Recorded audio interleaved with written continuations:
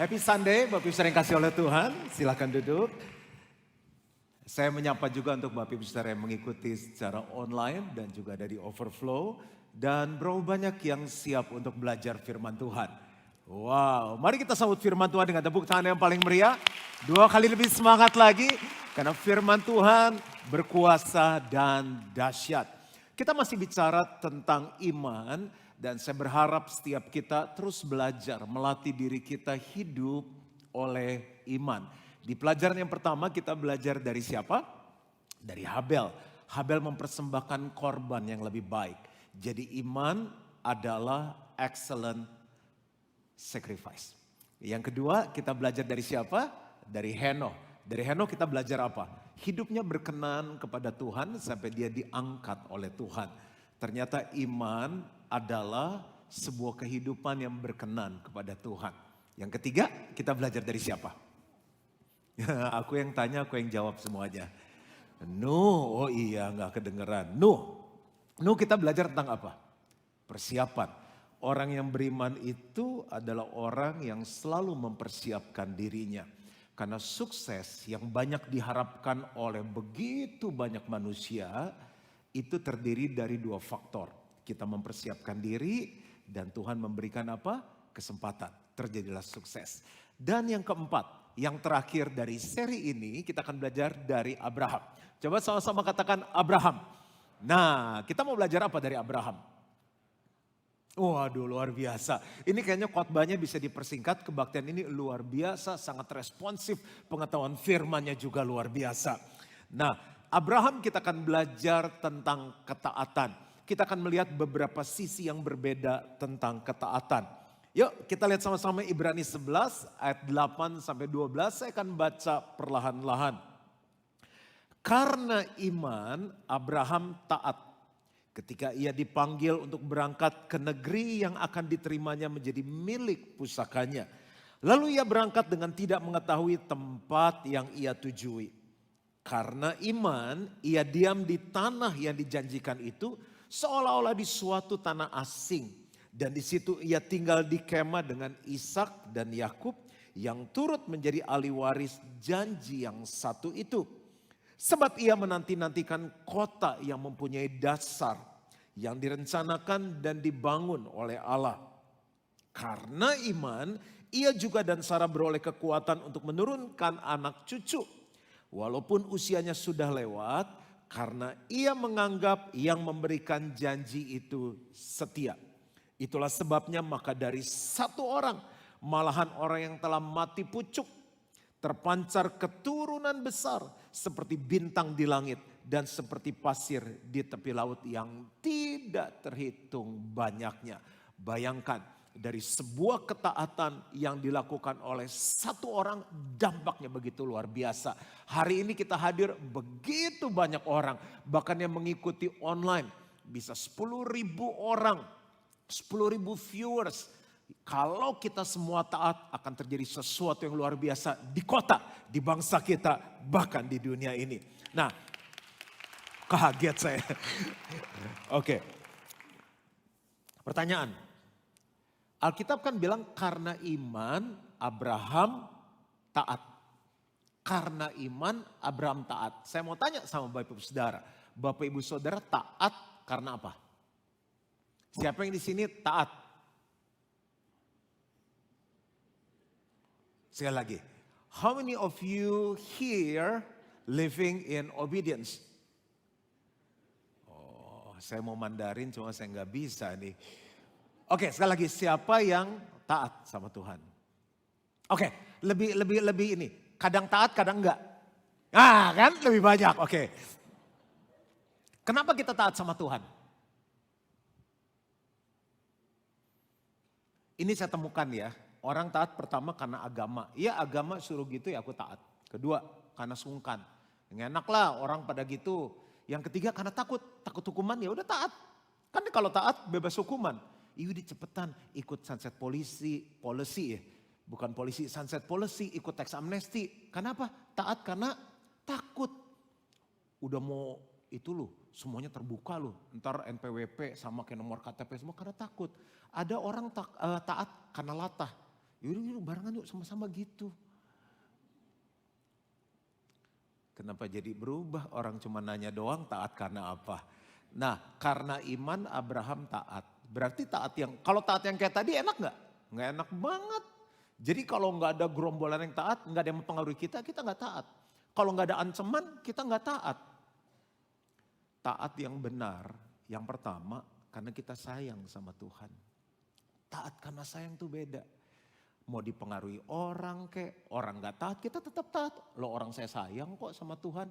Yang kedua, taat yang benar itu karena kita percaya sama Tuhan. Semua yang difirmankannya ya dan amin. Kalau dia suruh saya melakukan sesuatu, pasti ada kebaikan yang terkandung di dalamnya. Dan kebaikannya untuk siapa? Untuk kita. Ntar enakan di Tuhan dong kalau dia suruh kita taat. Tuhan perlu untung apa lagi? Dia yang punya langit bumi beserta segala isinya. Kalau dia bilang selesai capek muterin bumi, muterin bulan capek. Selesai udah kiamat kita. Tuhan gak punya untung, kita yang untung. Mau lanjut? Lanjut, oke. Ini belum masuk poin loh. Nah sekarang kita akan belajar beberapa pelajaran tentang ketaatan. Kan poinnya gini, karena iman Abraham taat. Kalau kita ngerti 6 hal ini, ketaatan kita akan lebih luar biasa lagi. Kita akan menikmati. Taat bisa nikmat. Cobain deh. Yang pertama, menerima panggilan. Ternyata taat itu panggilan. Ada orang kalau nggak terima panggilan ini taatnya tuh susah payah. Keluh kesah, ngedumel, wah pokoknya komplain terus. Ayatnya di mana? Ketika Abraham dipanggil untuk berangkat ke negeri yang akan diterimanya menjadi milik pusakanya. Coba bilang sama-sama dipanggil. Bilang lagi sama-sama panggilan. Nah, coba kita tulis di sini. Jadi yang pertama taat itu akan dinikmati kalau itu merupakan sebuah panggilan. Manusia hidup terdiri dari roh. Yuk sama-sama yang kedua jiwa. Dan yang ketiga adalah tubuh. Jiwa terdiri dari 3 hal apa aja? Pikiran, yang kedua perasaan, dan yang ketiga adalah kehendak. Luar biasa. Tubuh terdiri dari apa aja? Panca indera kan? Kita punya 5 indera.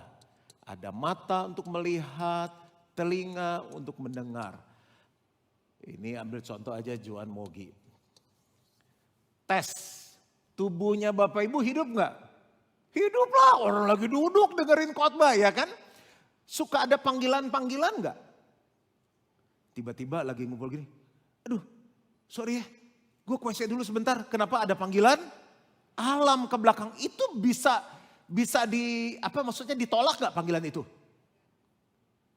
Terus kita sembari pup tuh kesel. Aduh kenapa sih mesti pup tiap hari? Kenapa nggak sebulan sekali? Justru setelah pup rasanya apa? Setelah lega. Yang susah pup itu menderita kan? Siapa yang tiba-tiba, tunggu bentar ya. Kenapa? Gue gojek dulu. Udah gak tahan lapar. Itu panggilan apa? Aneh gak pernah tiba-tiba lapar gitu. Break dulu yuk kita makan. Abis ini pada makan gak pulang gereja? Itu panggilan apa? Tuh tadi gak ngaku. Itu namanya tubuh memanggil. Tapi kalau sakit. Makan, nggak mau, nggak enak gitu kan. Karena tubuhnya sakit. Kalau orang mati coba. Kalau orang mati ke penghiburan yang makan siapa? Tamunya. Dia kalau bisa bangun, woi gue mati lu enak-enak makan kuaci, bubur ayam, udah mati nih gitu kan. Nah kalau yang mati tiba-tiba gini, woi makan bagi-bagi dong, pingsan kita, kosong tuh rumah penghiburan. Berarti begitu mati panggilan selesai. Jiwa, pikiran, perasaan, kehendak. Suka ada panggilan-panggilan gak di sini? Saya naik mobil sama teman saya. Tiba-tiba dia ngomong gini, bro ini tempat gak benar nih. Saya bilang sakti banget. Kok bisa tahu bro? Saya kan dulu dunianya begitu. Dunia malam. Jadi walaupun tempatnya bersih, saya tahu itu gak benar. Ternyata itu ada panggilan-panggilan. Pikiran, perasaan, kehendak. Suka punya kepengenan gak sih bu? Lihat masuk mall, lihat display. Terus kayak ada yang manggil, lai gitu. Itu panggilan apa? Jiwa masih punya keinginan kan? Kan nggak mungkin sekeluarga jalan, lurus, lurus, lurus. Udah nggak pengen apa-apa, aneh. Nah masih punya panggilan. Dan itu ibu-ibu kalau shopping kayak ada paksaan nggak? Saya beli tas ini terpaksa loh Bu. Ini saya paksaan sekali nih, saya takut hukumannya saya beli tas. Kan nggak mungkin. Terus abis pup kita bilang sama kloset, gue nih terpaksa nih pup. Oke? Nggak ada. Sampai sini udah mulai nangkep ya. Jadi sesuatu yang hidup itu punya panggilan dan panggilan itu kita taati dan kita nikmati. Makanya aku mulai dulu dari bawah pelan-pelan. Nah, hal-hal rohani. Hal rohani itu apa aja sih? Doa. Dong, contoh dong. Baca Alkitab, melayani, nginjil. Aku semua nih contohnya. Bantu orang, apalagi? Memuridkan orang, hidup kudus. Itu kan semua rohani kan? Ada di Alkitab kan? Nah, kenapa banyak kita nggak bisa melakukannya? Karena nggak ada panggilan. Bagaimana tubuh dan jiwa tuh bisa punya panggilan untuk taat? Karena tubuh dikasih makan terus, sehari makan berapa kali kebaktian ini? Resmi 3, yang unofficial bisa 4, bisa 5. Sebelah tempat tidur saya ada coklat, kadang-kadang lapar makan gitu. Itu 7-8, makanya tubuhnya keinginannya kuat. Ada panggilan untuk makan, panggilan untuk seks dan lain-lain. Jiwa kita, kenapa panggilannya kuat? Yang ngeliatin sosmed terus, oh ini bagus nih, ini bagus nih. Duh ini merahnya bagus nih, campuran antara merah darah dan merah kermisi. Oh jadi Alkitabiah nih campuran air gitu. Diliatin terus medsos, teman kirimin foto jadi pengen kan. Nah berarti roh kita nih suka gak pengen taat tuh kenapa? Kurang dikasih makan. Tuh, kalau udah mulai serius diam. Kurang dikasih makan. Makanya jangan heran ada banyak orang taat itu karena terpaksa. Abraham ini luar biasa. Yang pertama pelajaran tentang ketaatan kita harus menerima panggilan. Waktu kita lahir baru percaya Yesus sungguh-sungguh, bertobat sungguh-sungguh. Itu roh kita dihidupkan. Kita senang hal-hal yang rohani. Tapi kualitas roh kita masih bayi. Bayi kan gak mungkin lahir gitu. Dad bisa beliin Mercedes Benz gak? Loh bayi apa ini? Dad kue tiaw akang dong yang tomat ya jangan terlalu pedes. Bayi disuruh makan gitu masih bayi. Belum punya kerinduan. Makanya terus kasih makan rohani kita. Sehingga ketaatan itu bukan merupakan sebuah paksaan, ketakutan akan hukuman. Tapi ketaatan adalah sebuah langkah iman yang kita nikmati. Kita puasa yuk. Hah puasa? Yes. Kita doa yuk. Ayo dong. Aduh udah lama banget gak ada morning with Jesus. Kita injil. Ayo. Siapa yang kita injil? Siapa yang kita injil gitu. Kita menabur lagi yuk. Ayo. Mau bangun gereja di mana lagi? Mau nong siapa lagi? Ada sebuah kerinduan. Ada sebuah kenikmatan dalam melakukan hal-hal yang rohani. Itu ketaatan yang benar. Panggilan. Dengar dia panggil nama saya. Gue kagak dipanggil-panggil, ya jarang bergaul sama Tuhan. Bapak Ibu Saudara kalau saya telepon nomornya nggak keluar kan, nggak jelas nomor siapa. Bapak Ibu Saudara bisa kenalin suara saya nggak? Juan yang khotbah kemarin, yang khotbah minggu, yang khotbah minggu kemarin. Kalau baru sekali ketemu nggak bisa. Tapi kalau Kosmas mungkin, siapa nih? Kok Juan ya? Dia pasti di hitungan 3, 4, 5 dia langsung tahu karena bergaul. Yuk bangun manusia roh kita sehingga roh kita hidup, kuat, dewasa. Dan waktu ada panggilan kita rekap. Ini panggilan untuk saya. Saya itu lahir baru tahun 87, umur 14 tahun. Abis itu panggilan melayani kuat. Gak mau jadi pendeta, mau jadi pengusaha. Saya sekolah bisnis. Kebaktian ada 4-4-4-nya saya di gereja. Mau suruh gulung kabel kayak ngangkat kursi, minden piano, apa. Pokoknya saya mau. Gak tahu kenapa panggilan itu kuat. Pengen melayani. Lompat cerita. Saya lulus tahun 94, lahir baru tahun 87, berarti 7-8 tahun kemudian. Waktu saya lagi bikin tesis untuk sarjana saya magang, tiba-tiba panggilan itu kuat. Kamu ada di bisnis, itu pelayanan juga. Tapi kalau semua di bisnis, siapa yang melayani di gereja? Aku panggil kamu melayani secara full time. Jangan bayangin gereja saya sekarang. nggak punya gedung. Digaji cuma 250.000. Untuk cukupin gaji sebulan tiap hari makannya di mana? Amigos, bukan yang di Menteng, makanan Meksiko, bukan, agak minggir got sedikit. Itu Indomie, Cimeng tahu itu pakai telur, mewah sedikit pakai kornet. Kalau enggak ketoprak, terus kalau agak variasi saya ke Sogo makanya. Oh, di Plaza Indonesia itu bukan, sonoannya got. Jadi Amigos sama-sama lah sepanjang itu, cuma beda tenan doang. Kok mau melayani? Pengennya jadi pengusaha, saya bisa hidup jauh lebih baik. Kenapa saya bertahan sampai saat ini? Puluhan tahun saya melayani Tuhan. Karena bukan karena uang, bukan karena apa-apa. Karena roh saya nangkep, itu panggilan dari Tuhan. Contoh lagi terakhir ya. Gereja kita ini kan terus bertumbuh ya. Tuhan bilang pergi jadikan semua bangsa murid. Nah, orang-orang yang jadi pemimpin sel, family cell leader itu kan menjadi kepanjangan tangan Tuhan memuridkan orang, mengembalakan orang kan. Bapak Ibu pikir mereka gak punya kerjaan, orang nganggur apa? Bapak Ibu pikir mereka dibayar gereja? Enggak, malah mereka keluar duit. Emang mereka kekurangan waktu, ada yang anaknya 3, ada yang suami istri kerja, kok masih mau menggembalakan banyak orang? Kenapa saya sangat respect sama mereka? Saya doakan tuh sampai saya bisa nangis. Karena saya tahu bagi mereka gak mudah. Kok mereka mau? Saya gak paksa-paksa loh. Kamu mau terus di Gilgal tinggal 2 bulan lagi expired loh membershipnya. Gak gitu. Gak gitu. Kamu nanti kalau ketemu Tuhan ditanya loh. Kamu udah muridkan belum? Tanya yang jadi ketua sel saya ancam gak? Gak ada. Tapi saya ngerti kenapa mereka bertahan melewati krisis. Melewati krisis itu lihat TV doang loh selnya. Cuma hai gitu. Layar komputer pada butek karena tosnya lewat layar kan. Bertahan. Kenapa? Karena itu panggilan dari Tuhan. Yang kedua, ketaatan itu kita bisa belajar satu hal, berani melangkah. Berangkat dengan tidak mengetahui tempat yang ia tuju. Gimana beli tiketnya? Gimana bikin visanya? Gimana tahu musim panas, musim dingin? Tahu-tahu pakai celana pendek dingin? Tahu-tahu bawa jaket ternyata panas. Keringetan kita. Luar biasa. Bicara pergi ke tempat yang nggak tahu kita mau kemana.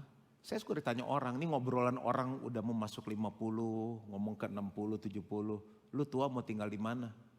Saya bilang Jakarta aja, the best bagi saya Jakarta. Bagi orang Jakarta pusing lah, macet lah, banjir. Enggak, saya Jakarta, lahir di Jakarta 49 tahun, 4 bulan yang lalu. I love Jakarta. Coba pilih lagi tempat lain. Kan bapak lu di Manado, enggak saya gak suka Manado. Bapak ibu lu kan Bandung, mau Bandung? Nggak mau, saya macet. Bali, nggak mau saya Bali lengket. Main oke lah 3 hari, 4 hari gitu foto-foto, makan-makan, ngumpul-ngumpul udah pulang. Saya bilang Jakarta, mau debu kayak mau langitnya abu-abu kayak. Coba seluruh dunia di mana yang langitnya abu-abu? Cuma di Jakarta. Orang ngutukin Jakarta saya bilang this is the most, ya, pokoknya langit the most beautiful sky in the world. Lu mau cari nggak ada, punya duit pun nggak cari, harus terbang ke Jakarta untuk nikmati langit yang grey. Nah, kalaupun saya mau, saya bilang saya pindah 2 tempat Australia karena dari 97 setiap tahun saya ke sana. Dan itu pun nggak di semua kota. Singapura saya mau. Itu pun kalau saya mau, tapi saat ini masih Jakarta. Jadi saya ngerti Abraham tuh susah. Yang penting gini, kalau mau tahu tuh berani melangkah. Selama yang nyuruh Tuhan, dia tahu endingnya, dia tahu masa depannya, dia tahu kesulitan-kesulitan yang kita akan hadapi, dan dia tahu bagaimana mengatasinya. Itu luar biasa sekali. Jadi, saya kasih 2 contoh aja ya. Musa dikejar-kejar Firaun kan. Udah lewat tulah segala macam, dia harus keluar dari Mesir. Terus waktu dikejar, di hati dia bisa ngomong gini, yang nyuruh pergi Tuhan, sekarang dikejar, belakang tentara, depan laut. Tuhan ngomong gini, dan engkau angkatlah tongkatmu dan ulurkanlah tanganmu ke atas laut dan belahlah airnya. Sehingga orang Israel akan berjalan dari tengah-tengah laut di tempat kering. Pernah lihat laut? Aduh kasihan, itu ke Pantai Mutiara aja tuh dekat dari sini pulang gereja tuh. Laut, pernah lihat laut? Nah ini dong asik, pakai tongkat gini. Kalau Tuhan ngomong sama kita gitu, kita gimana? Pret. Belah laut. Musa luar biasa. Dia jalan, laut terbelah. Melangkah aja. Yosua. Yosua 3:13, segera sesudah kaki para imam pengangkat tabut Tuhan semesta bumi berhenti di dalam air sungai Yordan, maka air sungai Yordan itu akan terputus. Pernah ke sungai Yordan? Ah, pasti nggak pernah semuanya kan, cuma sebagian. Lihat di Google. Lumayan sungainya. Air yang turun dari hulu akan berhenti mengalir menjadi bendungan. Kalau kita baca terus waktu mereka bawa tabut, masih ada air loh. Tapi terus berjalan, selesai, kering. Yang penting berani melangkah. Bapak Ibu, ini GC1 bagus nggak menurut Bapak Ibu? Gilgal Center 1 bagus? Menikmati? Tahu perjuangan bangunnya? Lagi krisis. Tuhan suruh, krisis terjadi. Penuhkan ini sebelum krisis 6 kali kebaktian. Kita udah mau mulai kebaktian keempat mungkin di September nanti. Bertambah seiring volunteers yang mau balik melayani, kita tambah. Karena gereja ini based on volunteers. Tuhan suruh Gilgal Center 2. Begitu mulai melangkah sebentar, krisis terjadi. Jadi mendingan melangkah atau enggak? Emang kalau enggak melangkah enggak ada krisis? Kan untung enggak melangkah. Loh, krisis juga kok. Jadi melangkah enggak melangkah, krisis tetap ada. Tantangan tetap ada, masalah tetap ada. Memang kalau kita enggak taat sama firman Tuhan, enggak ada tantangan apa? Tuhan bilang kuduslah kamu sebab tanpa kekudusan kamu gak akan melihat Tuhan. Enakan gak kudus. Emang kalau gak kudus apa gak ada masalah apa? Menurut saya kudus gak kudus, taat gak taat tetap ada masalah. Kalau taat gak taat tetap ada masalah, mendingan taat. Karena kalau taat disuruh sama Tuhan ada jalan keluar. Ada jaminannya dari Tuhan. Gitu. Begitu cicil 1 tahun, kebaktian tutup. Cuma online kan. Gimana tuh bayar cicilan tanah? Tapi berita baiknya, 1 tahun 7 bulan lagi cicilan tanah kita selesai. Dan selama krisis nggak nunda sedikit pun. Dapat kemurahan 3 bulan potongan sedikit tapi ditambahkan ke cicilan yang bulan keempat. Masih tuh bisa. Coba kasih gambaran sedikit, kita lagi berdoa kapan ini mau dibangun. Kira-kira kapan? Kira-kira kapan? Takut salah jawab, ntar kalau jawabnya segera duitnya dari mana? Jawab aja kira-kira kapan dibangunnya? Arahan Tuhan, Tuhan bilang go, go. Jadi yang penting apa? Ketaatan. Yuk kita lihat sebentar.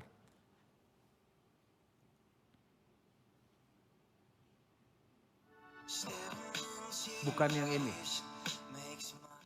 Yang gambar gedung gereja. Nah, cepat aja, lihat ini per 3 detik slide-nya.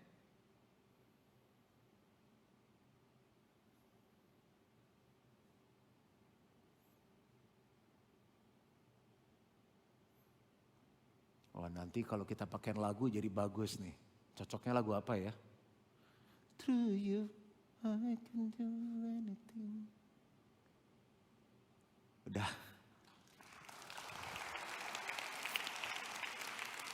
Luasnya hampir 4 kali ini tanahnya. Harusnya takutnya 4 kali lipat. Tapi karena Tuhan yang suruh, taat aja, berani melangkah. Itu kebenaran yang kedua. Kalau mau taat, jangan tanggung, berani melangkah. Yang ketiga, apakah kita belajar sesuatu? Belajar setia. Ia diam di tanah yang dijanjikan itu seolah-olah di suatu tanah asing. Biasa kalau di depan kan menggebu-gebu, taat, taat, bisa, mau, setengah jalan, gempor. Setia punya arti gini, berpegang teguh, tetap pada pendirian atau janji. Sekali ikut Yesus, tetap ikut Yesus. Sekali bilang saya setia pada pernikahan, saya setia pada pernikahan. Pada kenyataannya gampang atau tidak? Tidak. Saya komit mau melayani. Pada kenyataannya, saya komit mau mimpin sel. Pada kenyataannya banyak tantangan. Oke, kita coba gambar kedua. Tentang setia.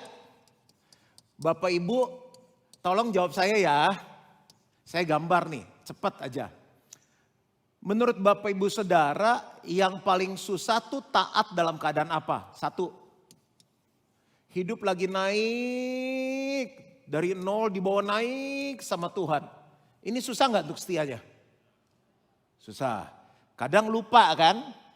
Atau dari atas hidup lagi turun, menurun. Dari plus jadi 0. Mungkin ke minus. Lebih susah yang mana? Saat hidup naik atau hidup turun?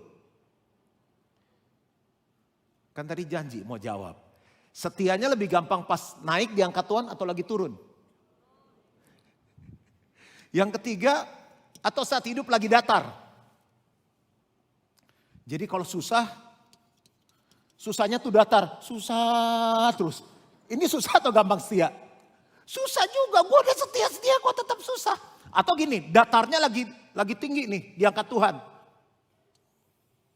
Wow, lagi plus. Susah mana? Lagi susah atau lagi minus atau lagi plus untuk setia? Susah juga nih. Bro, minggu gak ada gereja, lagi di Singapura gue. Minggu bro lagi di mana? Lagi di Amerika gue. Lagi di mana? Lagi di bulan beli bintang. Kok hebat sekali gak pernah ada di gereja. Yang keempat, ada hidup yang lain lagi? Naik turun. Ada gak hidupnya gini? Naik turun. Ya baru gol. Ya anjing hamil. Ya kaca pecah. Ya. Oke. Dari 1, 2, 3, 4. Yang nomor berapa yang paling gampang? Keadaan mana yang paling gampang untuk taat? Siapa yang bilang 1? Yang bilang nomor 2? Yang bilang nomor 3? Yang bilang nomor 4? Oke. Menurut saya, gak ada yang gampang. Gak ada yang gampang. Makanya setia itu mau naik terus, mau lagi turun, mau lagi datar, mau naik turun tetap setia. Kalau kita cari waktu kapan aku bisa setia, gak akan pernah setia. Susah tetap melayani, senang tetap melayani, susah tetap memberi, senang tetap memberi. Susah tetap doa, senang tetap doa. Itu setia. Yang keempat, apa sih arti taat? Memiliki pengharapan. Ada yang taat, udah gue sih taat bego aja. Salah. Pernah dengar taat bego? Udahlah emang udah begini mau gimana nasibnya jadi orang Kristen begini. Iya jadi istri mesti tunduk, udah tunduk lah. Atau gue gak kawin sama dia. Memiliki pengharapan. Sebab ia menanti-nantikan kota yang mempunyai dasar. Yang direncanakan dan dibangun oleh Allah. Baca ayat yuk, Ibrani 6 ayat 19-20. Pengharapan itu adalah sauh, jangkar yang kuat dan aman bagi jiwa kita. Yang telah dilabuhkan sampai ke belakang tabir, ayat 20. Di mana Yesus telah masuk menjadi perintis bagi kita. Kenapa ada pengharapan saat kita taat? Karena ada Yesus yang pernah melewati semuanya itu. Yesus yang menjadi jaminan.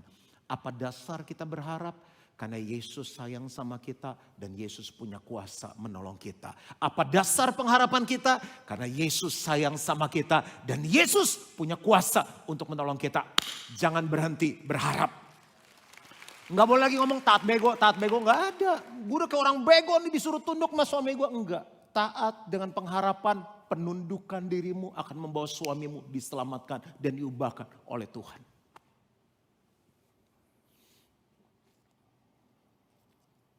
Yang kelima, beroleh kekuatan. Bapak Ibu, kenapa orang gak taat? Karena gak kuat. Aduh suruh taat gitu gak kuat lah, bisnis gak boleh bohong, gak kuat ya kan? Aduh ikut Tuhan suruh taat, gak boleh lihat kiri, gak boleh lihat kanan, udah gak boleh lihat cewek lagi. Aduh gak kuat.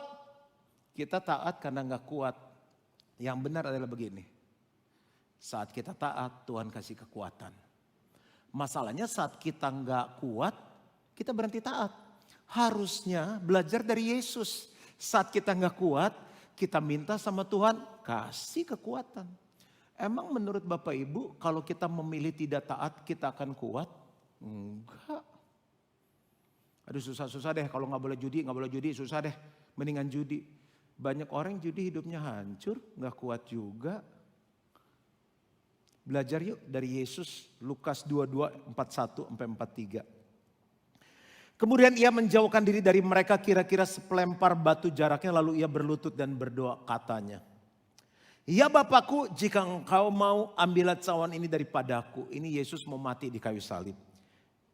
Tetapi bukanlah kehendakku, melainkan kehendak-Mu lah yang terjadi. Itu kan taat kan? Ayat 43 yuk baca sama-sama. 2, 3. Maka seorang malaikat dari langit menampakkan diri kepadanya untuk apa? Memberi kekuatan kepadanya. Malaikat dikirim kasih kekuatan. Jadi waktu mau taat gak kuat, jangan lari. Gak kuat, jangan. Waktu mau taat gak kuat, bilang, Tuhan aku perlu kekuatan darimu. Tuhan kirim malaikat untuk memberi kekuatan kepada kita. Jangan berhenti taat karena gak kuat. Justru saat kita taat, ada kekuatan yang turun dalam hidup kita. Dan yang terakhir, saya selesai di sini. Bapak Ibu belajar sesuatu? Ada banyak hal yang merubah saya saat saya belajar hal ini. Ketaatan itu panggilan dan kita bisa nikmati. Ini benar-benar terakhir. Kebenaran tentang ketaatan selalu menghasilkan buah. Bapak Ibu pengen hidupnya berbuah? Kuncinya sederhana, taat. Itulah sebabnya maka dari satu orang, malahan orang yang telah mati pucuk, udah mau 100 tahun, udah gak haid lagi, udah gak datang bulan lagi. Itulah sebabnya maka dari satu orang, malahan orang telah mati pucuk, terpancar keturunan besar. Seperti bintang di langit dan seperti pasir tepi laut yang tidak terhitung banyaknya. Setiap kita ditakdirkan Tuhan untuk bisa menghasilkan buah. Buah pertobatan, buah jiwa-jiwa, buah karakter, buah karya yang terbaik. Bapak Ibu Saudara, kenapa kita ada di tempat ini? Karena Yesus taat. Ketaatan Yesus menghasilkan buah. Bapak Ibu Saudara, kenapa ada GBI Gilgal? Karena founding father kita, Pendeta Wemogi, taat kepada Tuhan. Kenapa ada Gilgal Center 1? Gedung ini bisa berdiri. Kenapa sebentar lagi ada Gilgal Center 2? Karena ada seorang Juan Mogi yang mau taat. Walaupun secara manusia saya bilang, udahlah Tuhan, Gilgal Center 1 cukup lah. Kita bikin kebaktian hari Kamis, hari Jumat, hari Sabtu, hari Minggu kita bikin 9 kali kebaktian. Udahlah biar nanti gereja lain aja yang muat jiwa-jiwanya. Tapi Tuhan bilang enggak, pekerjaanmu belum selesai. Luasnya 4 kali lipat loh Tuhan. Sebelum pandemi sama setelah pandemi hitungan budgetnya udah naik 2 kali lipat. Besi naik, fondasi naik. Takut gak? Takut. Takut. Tapi karena itu panggilan, saya mau lakukan. Dan saya percaya akan ada buah yang dihasilkan. Tuhan yang sama yang memanggil hidupku. Tuhan yang sama memanggil hidupmu untuk taat. Dan kalau aku menikmati hidup dalam ketaatan, Bapak Ibu Saudara akan menikmati hidup dalam ketaatan. Tuhan memberkati. Inilah yang ku